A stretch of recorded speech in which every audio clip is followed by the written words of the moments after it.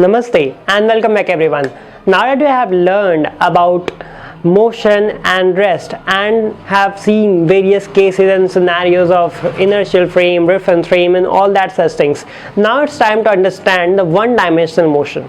So what we call one dimension? Actually, one dimension means with the axis. The x-axis is one-dimensional motion. When x and x dash, we just take one axis, so that is called as one-dimensional motion. When we include a graph thing which is two-dimensional, so we include x and y axis. And finally, when we introduce three dimension, we introduce z-axis. You can easily imagine that by using the length, breadth and height convention.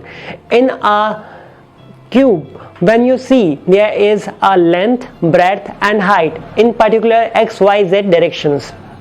So in this section we are going to learn about the one dimension. So our focus is on one dimensional motions.